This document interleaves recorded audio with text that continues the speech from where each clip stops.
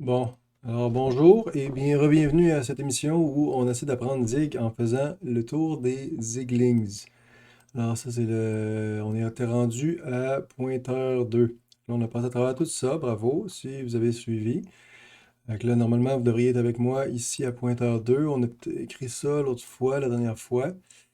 Et puis l'idée c'était de comprendre c'est quoi un pointeur. Alors si on a une variable ici, A qui est un 8 qui est 8, là, le truc c'est de marquer par exemple si je veux dire un B qui serait un pointeur sur un const U8. Donc là, la façon qu'on lit ça, là, c'est que B est un pointeur sur un const U8. Puis là, c'est l'ordre des choses. Puis c'est ça qui est difficile. Souvent, c'est l'ordre dans lequel on met la petite étoile, puis le const, puis le U8. Ça, c'est pointeur sur un const U8. Puis là, on veut aller chercher l'adresse de A pour mettre là-dedans. Alors, on dit adresse de A. Et donc là, ça veut dire que si on essaye d'écrire dessus, si on dit B, puis on essaye d'aller voir c'est quoi, on est capable, on peut écrire A, c'est quoi ici, puis on peut après ensuite, on peut dire B, ça va être ça, puis on met ici B. Mais là, ça, c'est un pointeur. Donc là, on va voir l'adresse sûrement ici dans ça. Je ne sais pas s'il va réussir à l'écrire, on va voir. L'adresse de B. L'adresse de A qui va être dans B, on va la mettre là-dedans. Donc là, B ici, c'est l'adresse de A. Donc là, ça nous donne ça ici. Puis en fait, un pointeur, c'est pas juste l'adresse, c'est aussi un type. C'est ça qu'il faut comprendre, c'est qu'un pointeur, là, c'est pas juste une adresse.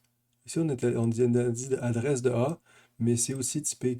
Fait que donc, ça, là, un pointeur sur un const U8, c'est ça ici. C'est U8 at truc. Fait qu'il y a vraiment le type à l'intérieur. Fait que ça veut dire qu'un pointeur, si on fait plus égal 1, on avance de 1, mais ça va avancer de la grosseur du type. Ça veut dire que si va aller chercher le prochain, ça va aller avec la bonne grosseur. C'est ça qui est important avec les types. Puis aussi, si on veut le déréférencer puis le transformer dans un autre type, ça ne marchera pas ou il va falloir le caster explicitement. Comme ça va empêcher les problèmes. Et donc là, si j'essaie d'aller chercher la valeur, ici, si je fais point étoile, ça va chercher ce qui est dedans. Là, c'est ça qu'on a appris. Puis on voit que ça, c'est un pointeur de const 8. Ça veut dire que je suis capable, si j'écris var ici, B à la place, je l'appelle un var B.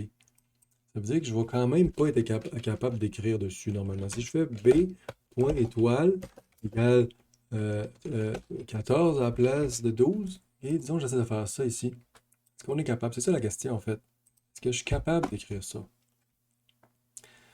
Donc là, il dit cannot assign to constant B. Fait que là, c'est ça ici, là. Je suis pas capable d'aller changer ce qui est pointé parce que c'est un pointeur sur un const. Par contre, j'ai pas le droit de faire ça, mais peut-être que j'ai le droit de faire B égale autre chose. Je pourrais dire, mettons qu'il y avait une autre variable là, quelque part. Disons, je dis const hello, ok, qui est un U5. What? Qu'est-ce qui se passe ici? Oh, c'était laid ça. B égale, hello, c'est un autre U8, mettons. Et je dis égal à 2 à la place. Peux-tu arrêter, toi? Pourquoi tu fais ça? Il y a toutes sortes d'erreurs, là. Je vais juste l'empêcher de pleurer. C'est moi qui va se plaindre que c'est pas utilisé. Oui, effectivement.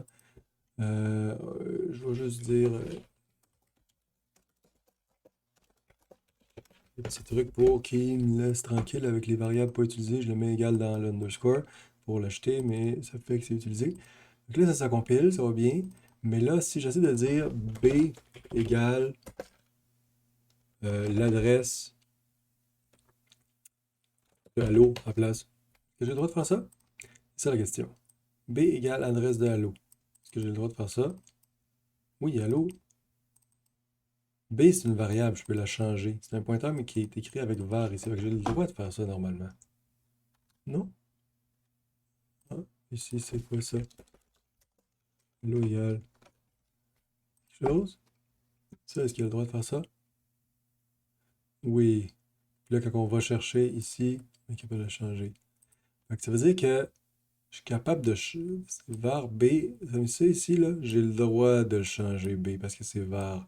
Par contre, j'ai pas le droit de changer ce qui est au bout de B. Fait que ça, pas le droit. Ça, oui, pas de problème. C'est ça qui est bizarre avec les pointeurs et les consts. Ça, c'est pas mal le bout le plus difficile qu'on a compris à date. Puis surtout, si vous avez jamais vu, je me prends pour acquis que les gens qui vont regarder ça, si quelqu'un jamais regarde ça, ça pourrait être quelqu'un qui a jamais appris à programmer, mais du tout dans aucun langage. Donc, ça veut dire que ça ici, c'est vraiment la chose la plus compliquée qu'on a vue à date. C'est sûr que ceux qui sont habitués en C++, par exemple, avec les pointeurs, c'est pas exactement pareil, là. Quand on marque un const quelque chose, on n'aura pas le droit de... Ça sera pas écrit comme ça, là. Ça va être un peu différent. Mais peu importe. On est rendu au prochain. Fait que là, on va laisser faire ça. On va abandonner ce petit chose. Puis sûrement qu'ils vont nous réexpliquer ce que je viens de vous expliquer. J'ai le feeling que c'est ça qui s'en vient. On s'entend qu'on l'apprend ensemble. C'est ça le but. Le but, c'est de voir ensemble les trucs. Fait que je pense qu'on est rendu à pointeur 3. Et puis là, ils nous disent ça. Donc là, on va lire ça ensemble. Il est possible que ce soit... Ouais, ce que je vois, c'est ce que je viens de vous expliquer.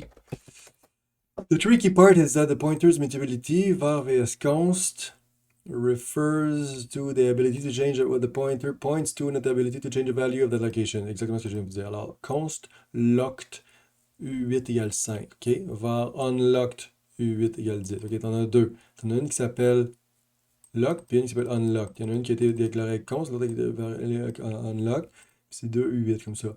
Après ça, const P1. C'est un const 8. Const U8. Pointeur de const U8. L'adresse de lock. Var P2. Euh, ouais.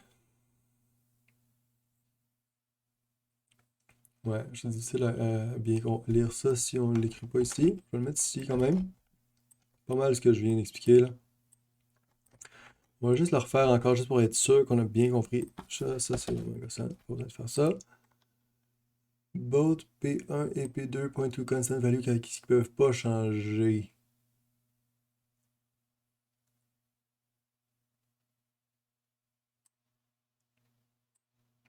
Ah. Donc là, P1, c'est un pointeur de const 8, que c'est lui. Puis P2, il y a aussi un pointeur de const 8 qui est lui. Donc là, on a le droit de faire ça. On peut juste dire que lui, c'est un var quand même. Fait qu'on pourra pas changer ce qui est pointé à cause que c'est casté en ça. Il y avait le droit de faire ça. On va pouvoir changer ce que P2 est, là. C'est quoi ce pointeur-là? Puis là, donc après ça, quand on arrive pour dire ça, ah, on arrive pour dire ça. Ouais, on va y aller une fois là. P3, c'est un pointeur de 8 qui est. Oui, ça on a le droit de faire ça. Lui, ouais, on dit que c'est un pointeur de 8, ok. On a le droit de faire ça. P4, pointeur de 8, qu'on va pouvoir changer. P5, pointeur de 8 de unlocked. Oui, on a le droit de faire ça. P6, c'est un pointeur de 8 qui est aussi l'adresse encore const. Donc, tout ce qu'on a fait ici, on avait le droit de le faire. Donc, normalement, là, il va juste se plaindre parce qu'ils ne sont pas utilisés. Unused local variable, ok. Donc, ça, c'est ce qu'ils viennent d'expliquer. Mais là, on va lire ce texte-là. Here, P3 et P4 peuvent les deux être utilisés pour changer la valeur qu'elle pointe. P3 et P4. P3 et P4 peut être utilisé pour changer la variable sur laquelle il pointe. Fait que ça, c'est bizarre parce que P3 il est marqué const ici, mais on peut se servir de P3. On peut écrire ici, après avoir écrit P3, là, on peut dire P3 point schlag égale quelque chose d'autre. Ça, on a le droit de faire ça, même s'il est marqué const. C'est ça qui est bizarre. C'est ça qui est étrange. C'est marqué const P3, mais là, après ça, je dis égal. Mais non, mais c'est parce que c'est un pointeur de 8, c'est pas un pointeur de const 8. Ça, c'est la partie la plus bizarre. Je pense que c'est facile à comprendre quand même, parce que l'ordre des choses est simple. C'est pointeur de const 8, pointeur de 8, qui est l'adresse de unlock. On avait le droit de faire ça, parce qu'on a pris l'adresse d'un unlock. Par contre, j'ai pas le droit de faire ça, possiblement. Ça serait interdit. Tu es d'accord avec ça? Ça, on a pas le droit de faire ça. Paf. Expected type U8 found. On clique là-dessus. Plaque, ça nous amène ici. Lui, il pensait avoir un pointeur de 8, mais en faisant adresse de lock, il s'est ramassé avec un un const lock. Donc, il a reçu un pointeur de const 8. On n'avait pas le droit de faire ça en prenant locked. Par contre, avec unlock, on a le droit. Donc là, c'est très mêlant. Le truc, c'est de faire plein d'exemples, puis de voir ça dans différents cas, puis de mettre const au bon endroit. Quand on sait qu'on ne modifiera pas quelque chose, on met const, mais quand c'est un pointeur, c'est bizarre, parce que le mot... il y a le const pour le nom de la variable ici, mais il y a le const pour le truc sur lequel ça pointe. Les deux sont indépendants. Voilà, là, c'est à cause de ça. Bon. Donc là, on continue à lire ce qui est écrit. What's its string? P5 et P6, ils sont comme P1 et P2. P5 et P6, ils agissent comme P1 et P2.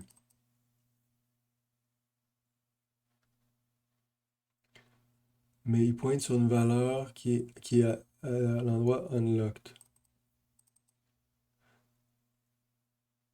On peut faire une constant reference to any value. Fait que ça veut dire qu'on a le droit de se prendre une référence constante sur n'importe quelle valeur. Fait qu'on a le droit de faire ça. Même si lui est unlocké, on dirait qu'il a l'air d'être qu'on veut. On aurait le droit de ne pas écrire const ici. On avait le droit d'écrire ça. Tu s'entends? On avait le droit d'écrire ça.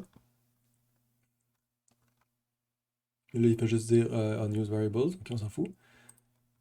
Mais on a le droit aussi d'écrire const. On dit on s'engage à ne pas modifier ce qui pointe dessus. Pas grave. C'est parfait. C'est bien gentil. On avait le droit, mais on va dire on le fera pas. Avec P5, on n'aura pas le droit de faire P5 un schlag égale quelque chose. Parce qu'on vient de le prendre une référence, prendre l'adresse, mais on l'a mis dans un pointeur const 8. Ok, ça c'est bien. Après ça, il nous donne cet exercice-là. L'exercice, c'est pas ça. Ça, c'était juste l'exemple. Et puis là, maintenant, on fait l'exercice. Alors, faisons l'exercice. Var foo 8 égale 5. Var bar 8 égale 10. Là, ensuite, ils disent please define pointer P so that it can point to either foo or bar and change the value it points to. OK, d'accord. Ils disent quelque chose P, quelque chose et undefined. Un pointeur sur P. Ça peut tenir. Après ça, on va pouvoir décider après coup de le mettre, que ça pointe soit sur foo, soit sur bar. OK? Mais on ne sait pas d'avance si on veut se servir de P pour modifier foo ou bar. C'est ça le concept du pointeur. C'est que dans le pointeur, on va pouvoir changer ce qui est pointe. Fait qu'on s'entend que P, il va vouloir peut-être se faire après ça écrire. Fait que ça peut pas être const. Fait que c'est sûr que ça va être une var. C'est var ici. Et puis ici, ben là, on dit que on veut que ça soit un. On veut que ça change la valeur. Fait qu'il faut pas que ça soit const. Hein? On s'entend que ça va être un pointeur de U8, tout simplement. C'est juste ça qu'ils veulent qu'on écrive. Un pointeur de U8, puis on peut se servir après ça de P pour dire est égal à l'adresse de foo. Ou sinon, on peut dire P est égal à l'adresse de var. Hein, c'est sûrement ça qu'ils vont vouloir nous dire. Qu'on a de base. On a le droit de faire ça si on veut. Puis là, après ça, on peut servir de P pour changer soit fou, soit bar, dépendamment de ce qu'on a fait ici. Ensuite, ils disent qu'il faut pouvoir faire P égale l'adresse de fou. C'est ce que je viens d'écrire. P.schlag plus égale 1. Après ça, on veut dire P égale l'adresse de barre. OK. Après ça, P toile plus égale 1 encore. Puis après ça, on écrit les deux comme ça. Hein. Tu vois, on écrit toujours P plus égale 1. Puis ça va aller faire monter un fou de 1 parce qu'on a fait ça. Après ça, on le change pour pointer sur barre à place. Puis lui est plus égal 1. Fait que là, qu'est-ce que ça va donner? Qu'est-ce que ça va écrire? Puis là, c'est là qu'il faut réfléchir un peu. Puis on se dit, ben c'est sûr que ça va monter les deux. Lui de 1 puis lui de 1. Fait que ça va marquer 100, ça va marquer... Ça va marquer... pourquoi tu pleures, toi? C'est à cause de ça? What? Il va sûrement dire 6, 11. 6, 11. Bravo. Bon, fait que là, ça va bien. Je pense qu'on a compris l'affaire des consts puis des pointeurs, c'est bien. Prochaine étape. Là, on est rendu à euh, 4. Ça? Ouais, pointeur 4. Alors, l'introduction de lui, c'est ça. Now, let's use pointers to do something we haven't been able to do before. Pass a value by reference to a function. Parce que le but des pointeurs, souvent, c'est les passer aux fonctions pour qu'ils puissent les changer. Parce que la fonction va pouvoir changer l'argument. La fonction, il retourne des trucs, mais les fonctions veulent pouvoir changer l'argument. On n'a pas fait beaucoup de fonctions à date. Bon, en fait, on a fait des fonctions quand même. Et là, pour la première fois, les fonctions vont pouvoir non seulement retourner des trucs, mais travailler sur ce qu'on leur passe en argument. Souvent, les fonctions simples, là, ils font juste retourner quelque chose, puis c'est tout, là, mais souvent, les fonctions, les méthodes, ils modifient ce qu'on leur donne. C'est pas, c'est pas du fonctionnel pur qu'on fait. Le data est là, mais les fonctions travaillent sur le data. En général, les fonctions n'ont aucun problème à modifier leurs arguments. Alors là, l'exercice, ça ressemble à ça. On a un petit U8. Il y en a un. OK. Var more nums égale. On veut que ça soit, juste pour se souvenir des arrays, là, c'est important de bien savoir que la syntaxe des arrays, là, c'est d'écrire combien en a dedans. OK? C'est un array du 8, là, c'est ça que ça a l'air. Un array de 4 8, c'est un type. Le type, là, ça contient le nombre d'éléments dedans. OK? Fait que more nums, c'est un array de 4 8. Puis là, c'est pas égal à ça, là. Ça serait son type. Puis on n'a pas le droit d'écrire ça parce que si on ne l'initialise pas. Si on veut le laisser comme ça, il faut en plus écrire undefined. Ça, c'est une chose bizarre, qu'on est obligé d'écrire undefined, mais c'est pour montrer qu'on ne l'a pas défini. Mais si on veut le définir avec pas undefined, on va le définir tout de suite. On va écrire, on crée un array. Fait que ici, on a juste déclaré son type à lui. Puis là, ici, on le crée. Puis pour le créer, la syntaxe, c'est la même affaire. Ça a l'air un peu verbose, mais on dit que c'est 1, 1, 1. Ça, c'est leur array. C'est une affaire que.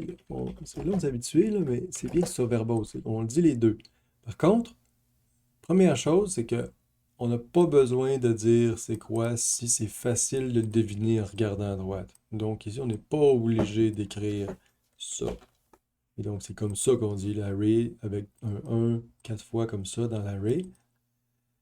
Et puis, l'autre affaire, c'est que le compléteur, c'est important qu'on lui dise que ça, c'est un type array, mais s'il peut le deviner, on met un underscore ici. C'est pas du tout la même chose que rien écrire. Si on faisait ça de même, ça serait pas pareil. C'est pas la même affaire. Ça, c'est une autre chose, complètement. Puis on n'a pas encore vu c'est quoi cette affaire-là. Ça, c'est une affaire bizarre. On oublie ce symbole-là, les deux petits brackets de même. Avec un underscore dedans, c'est pour dire, s'il te plaît, compilateur, compte-les pour moi. 1, 2, 3, 4 et écrit 4 ici. Puis ça fait le type array de 4 U8. C'est comme ça qu'on dit un array de 4 U8 en zig. Ok, c'est ça la syntaxe. On a juste à s'habituer. Puis ça va vraiment bien, je trouve.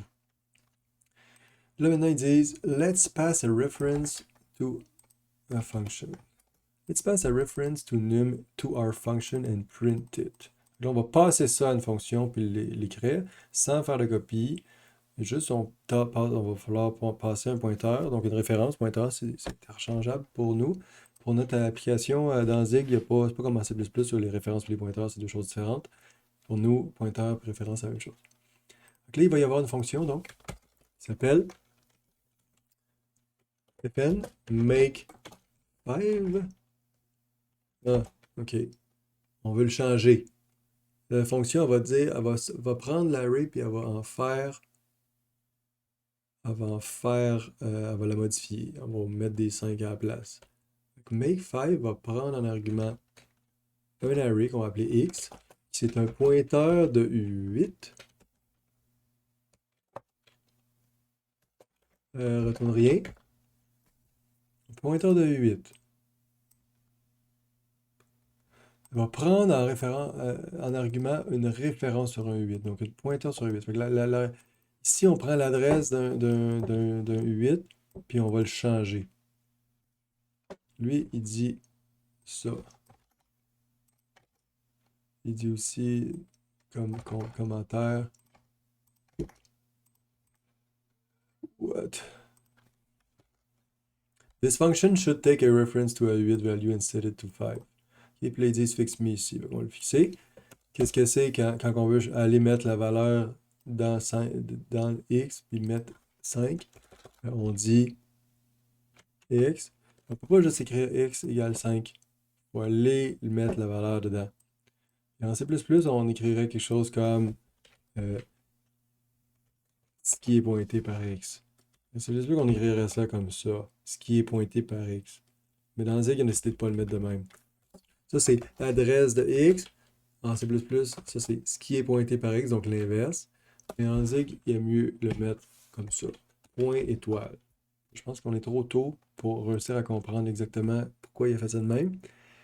Lui, il avait des bonnes raisons. C'est le seul langage, je pense, qui fait ça de même. Et puis, j'ai pas encore bien senti pourquoi il n'a pas voulu marquer juste étoile. Je pense que juste étoile, ça serait confusant à cause de la multiplication, tout simplement. C'est ça la raison. Juste de même, ça peut être bien mélangeant si on multiplie. Ça fait mal au bout. Mais point, clac, c'est comme ça. Point, ça va chercher à l'intérieur quelque chose.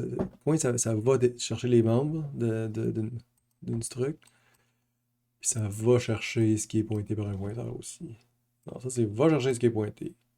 Puis mets-le à 5. Ce qui est pointé par x égale 5 maintenant. Je pense que c'est ça la solution de ce petit exercice. Puis là, il y a d'autres fonctions. Non, il n'y a pas d'autres fonctions. Là, après ça, on va caler let's pass a reference to a num to a function and print it. Make 5. Là, on cale make 5 premièrement. Make 5. Ok, mais là, ça va aller, on va pogner num. On va lui donner. On va lui donner num, mais l'adresse de num. Fait qu'on lui donne adresse de num. C'est bon, ça? Adresse de num. Adresse de num. Voilà. C'est tout. Make 5, adresse de num. On est content avec ça, puis après ça, on l'écrit.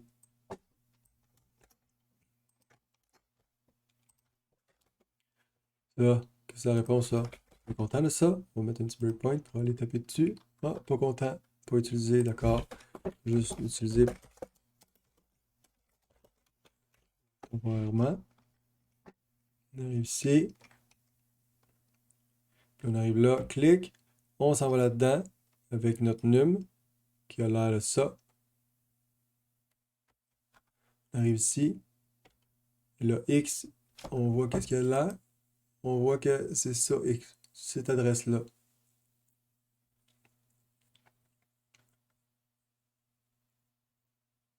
Et là, ok. Puis c'est 1. C'est 1. C'est ça, 1 là. Ça, x1. Donc on le met. Il y a la 5, ça va marquer 5 ici. Attention, pouc, 5.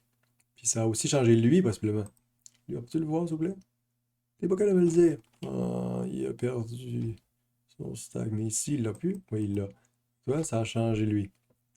On a réussi à changer l'argument. Pour changer l'argument, il fallait donner un pointeur, parce que sinon, si on passe pas les pointeurs comme ça, on ne peut pas le changer par la fonction, parce que ça fait comme une copie, là. C'est pas changé si t'as pas explicitement dit, donne-moi l'adresse.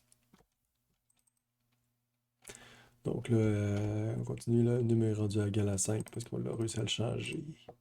Passer à l'adresse, comme ça. Voilà, c'est on a réussi à passer un pointeur en argument à cette chose ici. Après ça, ils disent la chose suivante. Now something interesting. OK, parce que la date, c'était pas si intéressant que ça, effectivement. Let's pass a reference to a specific array value. Oh, parce qu'il y a quelque chose dans l'array quelque part, on peut pogner l'adresse de un de ces chiffres-là. Puis le passer à la fonction, possiblement, c'est ça. Make 5. Oh, OK. On veut rendre un de ces chiffres-là égal à 5. Lequel? Celui à l'indice 10, 2. Donc 0, 1, 2. On voudrait que lui, il devienne 5. OK.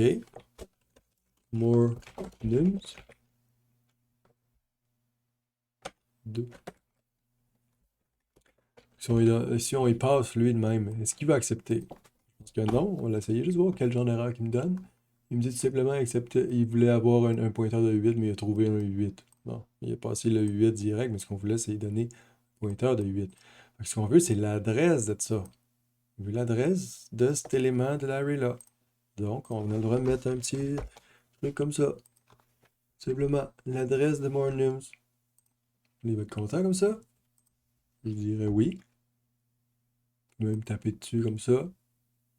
Puis le voir direct changer. Voilà, avancer jusque là. Voilà à l'intérieur. Tic. Il met égal à 5. Puis là, on peut regarder mornums ici. On peut-tu. Oh, on n'est pas capable de voir les affaires qui sont pas directs. Local. Je vais sortir. Je vais sortir d'ici. Pif.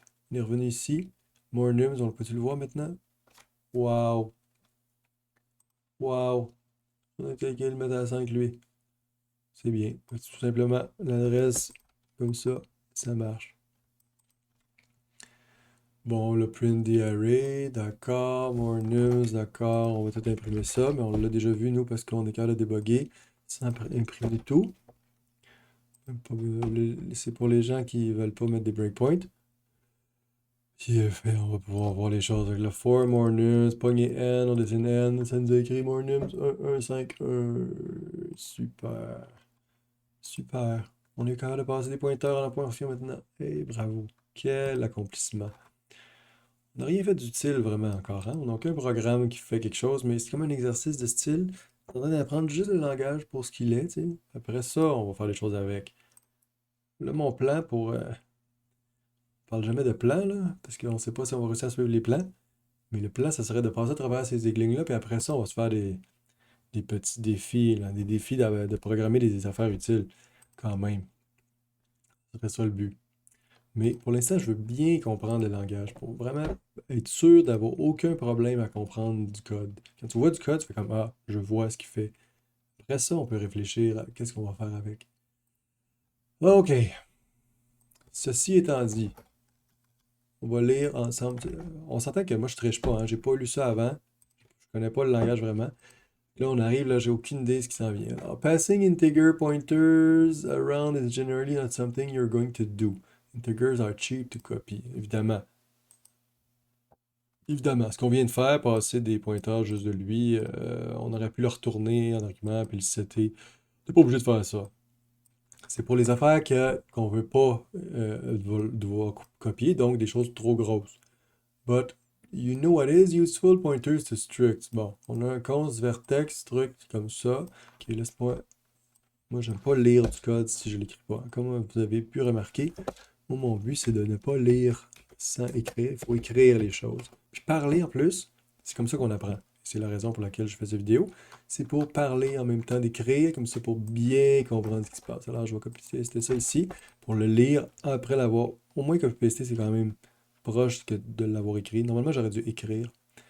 Vertex égale struct. OK, on a x, y, z. Ça, c'est une struct.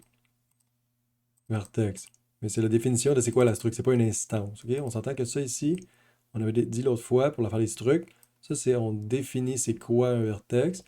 Mais on n'a pas créé de vertex. Donc, on a juste dit c'était quoi un vertex. Après ça, on pourrait s'amuser à fabriquer un vertex en faisant genre l'affaire qui nous dit ici, var vertex. Alors, voici comment on fabrique un vertex spécifique, c'est ça qu'on appelle V1, qui est un vertex avec ces valeurs-là ici. Alors, voici. On définit c'est quoi un vertex, on s'en fabrique un. Bon, ça c'est la petite. On se souvient de c'est quoi un struct. C'est pas du tout comme dans les autres systèmes. Hein? Dans les autres systèmes, on aurait écrit ça à côté. Ici, j'aurais mis ça là. Puis j'aurais mis ça. Ça veut dire qu'on peut inliner une définition de struct. Ça, c'est une affaire que j'avais même pas réalisée. Non, mais on peut. À chaque moment, on peut juste décider. Je vais fabriquer un struct. Puis c'est pas une instance. C'est la définition de c'est quoi la struct. On peut juste définir. T'es de même, toi. C'est ça. T'es composé d'un X, d'un Y, d'un Z. De toute façon, il set comme ça. Quand on crée une instance, c'est comme ça qu'on fait. Quand on crée une instance, on met des petits accolades de même. Puis on dit les valeurs qu'il faut mettre. X, Y, Z. Avec un petit point ici. Syntaxe nouvelle qu'aucun autre langage a. On va comprendre à mesure pourquoi il a choisi de faire ça de même. Pas encore clair dans ma tête pourquoi il a décidé de mettre un point. Il aurait pu mettre un point. Pourquoi il met un point? Mettre un point. OK. puis des points, des deux points comme ça ici, puis ici des égales. Donc là, ça c'est juste dire x, c'est un u32, puis ici on dit point x. Je sais pas pourquoi il a pas mis des espaces, par exemple. J'aime pas bien qu'il n'y ait pas d'espace.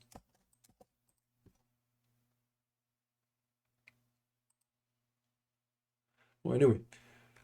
Là, après ça, il a dit var pv vertex pointer to our struct. OK. Alors, on peut faire un pointeur sur notre struct. Bon, pv. Pointeur sur v1. Pointeur sur v, c'est pointeur de vertex, l'adresse de v1. Pointeur to our struct. Le pointeur sur un vertex, l'adresse de v1. OK. Jusqu'ici, tout va bien. Note that you don't need to dereference the pv pointer to access the struct's fields. What? Parce qu'en C++, on s'entend, ou en C, on aurait fait PV, flèche, Y, égale 5, là. On aurait pu faire ça.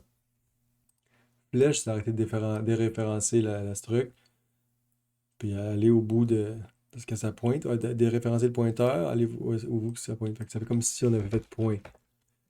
Puis c'est la même chose qu'en C, ce qu'on aurait fait, en C++, on aurait fait, à la place de faire une flèche, mettons PV, flèche, Y, on aurait fait ça de même. Ou ce qui est pointé par PV, point Y égale 4, ça aurait été les deux choix. Okay? En C ou en C++, là, ça c'est les deux choix qu'on a. Et nous, en Zig, on n'aime pas ces deux choix-là. Le mec de Zig n'aime pas les flèches. Premièrement, il a dit fuck les flèches. Deuxièmement, il a dit là, de faire ça ici.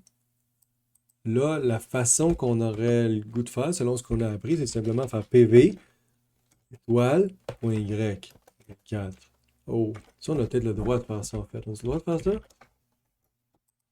droit de faire ça? Bonne question. Parce que là, ce que j'ai cru comprendre, c'est que peut-être qu'on a le droit de faire ça, mais c'est pas recommandé.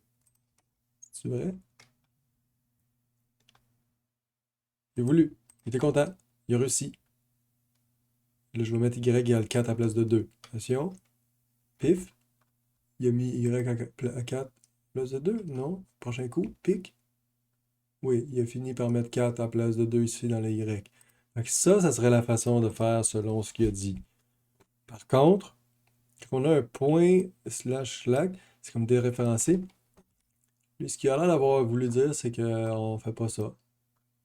T'as pas besoin. T'as le droit de faire ça. C'est ça qu'on aurait le goût de faire, là, d'aller déréférencer pogner point Y. Mais à la place de faire ça, ce qui est recommandé, c'est juste faire point. C'est un peu étrange. Parce que là, j'aurais pu écrire ici var v2. Ah, arrête là, pourquoi tu casses toujours? Pourquoi t'es toujours brisé, toi? Il débug. Debug dans ZLS. Debug dans ZLS.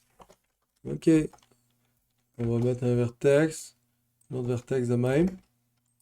Une autre on va mettre un autre vertex qui s'appelle V2. Puis on va lui dire à lui, on a le droit de faire V2.Y, il y a 4. On a le droit de faire ça. Puis lui ici, c'est la même chose. Mais lui, c'est un pointeur de vertex, puis lui, c'est un vertex direct. Les deux sont. C'est la même chose. Fait que quand on voit ça ici, on ne sait pas si c'est un pointeur de vertex ou si c'est un vertex. Fait qu'il est capable de deviner. Puis il est capable de faire la bonne chose. Fait qu'il remplace le point par l'autre affaire. Fait que quand il va voir que c'est un pointeur, il va remplacer sûrement dans sa tête point schlag point. Il va automatiquement remplacer comme ça. Comme ça, quand on a un pointeur sur la chose, on peut juste marquer point puis ça marche tout le temps. Ah ouais! C'est très spécial ça. So we can write functions that take pointers arguments. OK. Fonction qui pogne un fou. D'accord. J'ai tout le droit d'écrire ça une ligne. J'ai vraiment le droit d'écrire ça une ligne. Pas, ça me semble un peu étrange. Pas le droit d'écrire ça une ligne. Faut pas exagérer. Mettre ça à côté. Mettre le vertex à côté aussi pour qu'il puisse savoir c'est quoi. J'imagine, sinon il va pas être content. Je me plais à penser qu'il sera pas content. Ce serait trop bizarre. Là, lui, j'ai ajouté ça, j'en ai pas besoin. Là, ce qu'on vient de dire, c'est que tu as le droit juste de faire ça, pif, avec des points. Ou, fais juste augmenter, changer ces chiffres-là, des points, même si c'est un pointeur sur un vertex. Fait que si on modifie les vertex de même, paf, direct avec des points. OK. And pass references to them. Faut y donner, comme quand on veut donner, écrire faux. Là, par exemple, on va pas juste écrire. On n'écrit pas juste V1 ici. Là. Ça compliquera pas. Il va sûrement me dire ici. Il va me dire, c'est une référence. Là, on attend un pointeur de vertex. On va retrouver un vertex ici. Donne-moi l'adresse de toi. Et puis là, il va aller changer le vertex. OK, on a compris ça. Let's revisit our RPG example. Oh, on retourne à notre bonhomme. Les bonhommes qu'on avait fait, les classes avec les 3-4 bonhommes.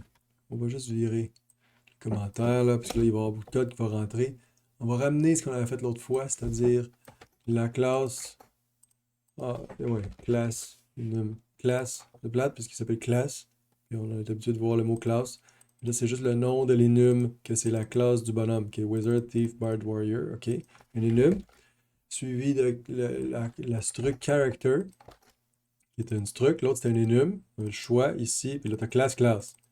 Bon. Classe, c'est les num classe parmi eux autres. Combien de gold, combien de santé, combien d'expérience. Health a une valeur par défaut. Ok, ça c'était ce qu'on avait l'autre fois. Après ça, dans notre main, on s'était fabriqué un glorp. Un glorp, qui est un caractère de classe wizard. On avait dit l'autre fois quand il était capable de faire ça, hein, on avait découvert ça, c'était cool. Glorp, il sera pas utilisé, on va le faire semblant d'utiliser, égal glorp.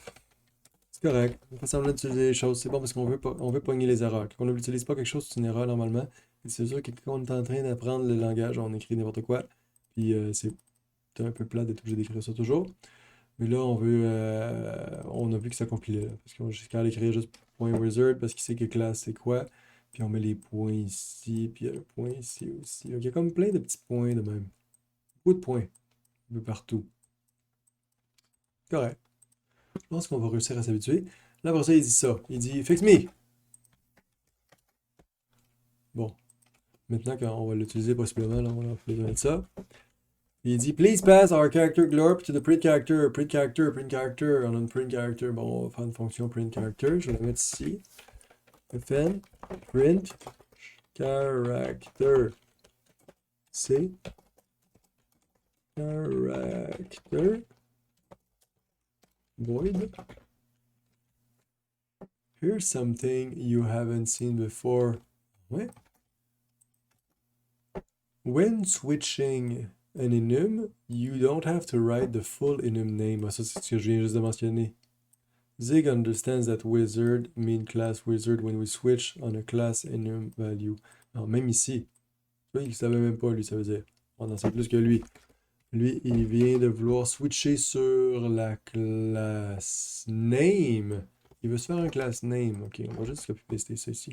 Class name. Switch sur c.class. Là, il a pris point, comme on vient de dire, même si c'est un pointeur. Fait que C, c'est le caractère. C.class, c'est sa classe. Puis là, il switch. Ouh, puis là, avec la syntaxe de switch. Paf, wizard, thief, thief, bard, bard, warrior, warrior. Bon, ok. J'imagine qu'il va y avoir de la métaprogrammation. On est pour sortir le string qui correspond avec lui. Un jour, on va apprendre ça. C'est sûr que Zig a quand même assez. Le métaprogramming, ça veut dire qu'au moment de la compilation, on va pouvoir trouver le string qui correspond. Là. Pas obligé de faire ça à la main ici, là, normalement. On va avoir class name, puis après ça, il va vouloir faire un print de ça de même. Fait qu'on peut imprimer un bonhomme à quelqu'un sans le copier, parce qu'on voulait pas. Si on avait fait ça de même, ça aurait copié le bonhomme. Mais c'est quand même ça qu'on veut, la plupart du temps, parce qu'il va pas le copier, en fait. Il va optimiser normalement. Fait que là, on print quelqu'un, on lui donne l'adresse du glorp. Puis là, ça va fonctionner, il n'y aura pas de problème. On va être content avec ça, on va printer ça. Puis on arrive ici, on va à l'intérieur, on a reçu notre bonhomme, ici, qui est un pointeur de lui. Puis là, sûrement que ça va imprimer la bonne affaire. Gold, bla, wizard. OK. Mais combien de dire si on avait juste fait. Puis ça, si on veut changer d'idée, si on change d'idée puis on dit, ah non, finalement, on peut pas prendre un pointeur. On a mieux pas passer, on n'a pas besoin.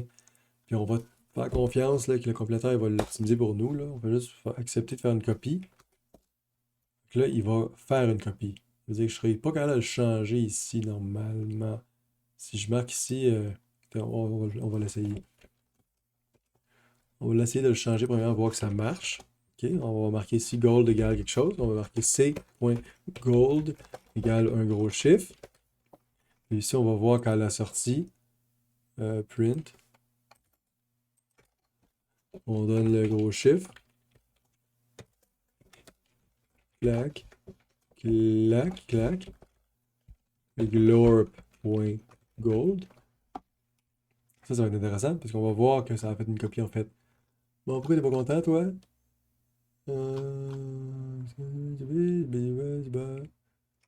Qui est là-dessus? Il veut. Ah, j'ai dit ce qui est pointé par Glorp, hein, comme si j'étais en C++, mais ça, c'est pas une syntaxe qui existe. C'est l'adresse que je veux. Et là, on va arriver ici.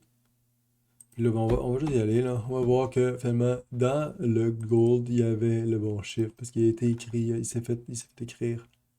Fait que à cause on était capable. Parce qu'on n'a pas écrit const ici. Si j'avais marqué const ici, là, ici, il va me dire, pas le droit de faire ça. Je te gage qu'il va me dire ça, tu vois. Il est pas content. Pas le droit de faire ça. J'ai pas le droit de dire égal parce qu'on peut prendre un pointeur de const caractère. Euh, mais maintenant, si à la place, je fais la chose stupide qui consiste à juste dire je pogne un character parce que je sais pas qu'en fait ça fait une copie. Si je fais ça, j'ai le droit, ça va compiler. C'est une constante par défaut. Oh my god. Les arguments sont constants par défaut. Les arguments ne peuvent pas échanger. Ça, c'est très différent des autres langages. Normalement, j'aurais pu quand même marquer ça, là. Je peux te dire, ah, pour le changer? Non. Mutable? Non. On va voir. Il n'y a aucun but de changer un argument. C'est vrai que ça serait étrange de changer l'argument. Tu sais, pourquoi tu changerais l'argument? Si tu veux changer, écris, copie-le ici, marque. Va, Rector, CC, égale C. Puis là, tu changes CC ici, si t'as le goût. Si t'as le goût de le changer, là, fais-toi une copie. Ça, c'était 4. Pourquoi j'écris ça? C'est encore à l'envers. Je suis encore à l'envers dans ma tête un peu. Là, j'aurais écrit ça, mettons, puis là, j'aurais pu changer CC, mais ça n'a pas de but. J'attends qu'il reste là, ici, il reste dans la fonction, il sort pas. Mais bon. Donc, tout ça pour dire que c'est bien fait. Il a même pas voulu que je le change parce que ça, c'est constant. C'est des consts, les arguments. Waouh! Il vient d'apprendre quelque chose. Il vient d'apprendre quelque chose de très intéressant, en fait. Pas le droit de faire ça. C'est fou! C'est fou, c'est fou. Waouh! Je trouve qu'on progresse bien. On était à numéro 43. On va aller voir le 44. On a un petit quiz. Bon, tu sais quoi, on va essayer de le faire vite, celui-là. OK? On va juste essayer de prendre la vitesse un petit peu. Ou pas, ou pas. On va le faire. Ouh, je suis allé trop vite. On va arracher lui. On va arracher lui. On va laisser lui. On va le faire doucement. OK? Bon, premièrement, il nous dit un petit poème. OK? Poème. Petit poème. Elephants walking along the trails, holding hands by holding tails. Bon. OK. OK. On va y aller doucement. On va essayer de bien comprendre ce qui se passe. Const. Parce que on arrive au point que si on va trop vite, ça va être facile. On va être capable. On va être capable, je pense, si on essaie d'aller vite. Ça va être moins cool. Ça va être moins tranquille. On va être tranquille, là. On est la fin de semaine présentement. On se relaxe. 8, on y va doucement. Ok, on a d'accord. On a un petit letter. Elephant's in letter. Ok, t'as un tail. qui est un pointeur dans notre éléphant, qui a une lettre dans l'éléphant. Puis après ça, il y a une tail, qui est undefined. Puis après ça, tu as visited, qui est un booléen. False. What? On va mettre une petite virgule pour lui. Faut oublier lui. Fait que un éléphant, c'est quoi?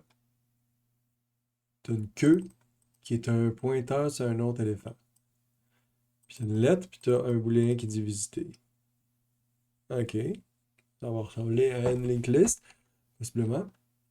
Donc là, dans notre main, on va faire quoi? On va faire var elephant. Il y a un animal qui gosse un petit peu. C'est ton objectif, toi?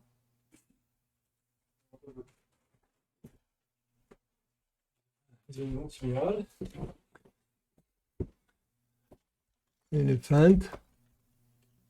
A. Ok, on a un éléphant A. Elephant. Alors, pour fabriquer un éléphant, on fait ça de même. On marque point letter égale A. Un U8. Hein. On avait dit qu'un U8 puis une lettre de même, c'est la même chose. Pas oublier. C'est pour ça qu'on a mis les U8. C'est pas pratique. On peut dire que c'est une lettre. Et après ça, ils disent t'as l'éléphant C. Puis là, la lettre, fallait la dire. On s'entend qu'on est obligé de dire ça. Parce que lui, il n'est pas défini. Mais lui, il accepte qu'il soit undefined. C'est bizarre.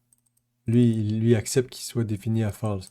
Là, undefined, ça veut dire qu'il va avoir littéralement n'importe quoi. Non, ça va être undefined behavior. Là. Ce qui est à l'intérieur dans l'éléphant A, tail, c'est undefined. Donc là, si j'essaie de l'écrire ici, il va me dire print elephant A, A, point, tail.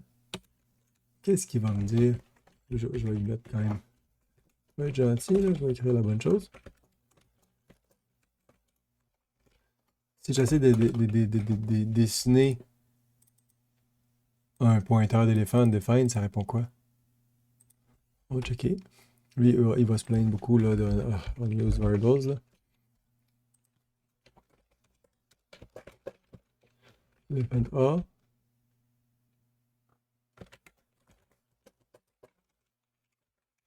Ici. Ça compile, ça.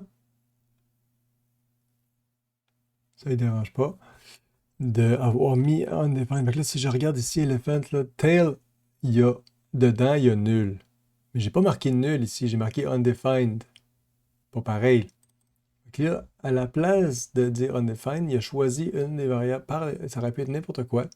Il a choisi de mettre nul, mais il n'était pas obligé. Je pense que si on n'était pas en debug, dans tail, il n'aurait pas nécessairement mis nul. Il aurait dit n'importe quelle valeur de pointeur. J'ai marqué undefined si j'ai pas marqué nul. Ça, c'est interdit, j'ai pas le droit d'écrire ça. J'ai le droit d'écrire ça? Je pense qu'il y a une grosse différence entre nul et undefined. Hey, c'est-tu gossant? Arrête là.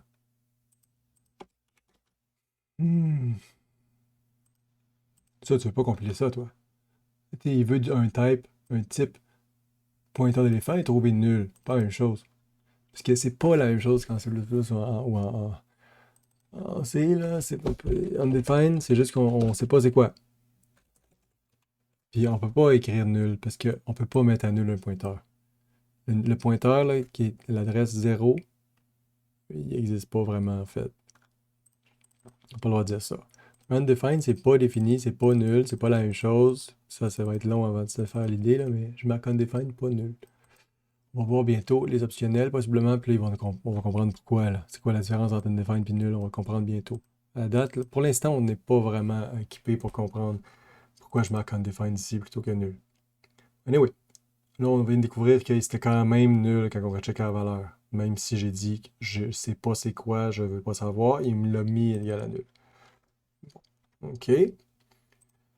Ils disent please add l'éléphant B. Bon là, OK, là, je pense qu'on est confiant que l'éléphant B va avoir l'air de ça. Puis on va arrêter de perdre du temps. Marquer juste ça. OK. Suivi de link the elephants so that each tail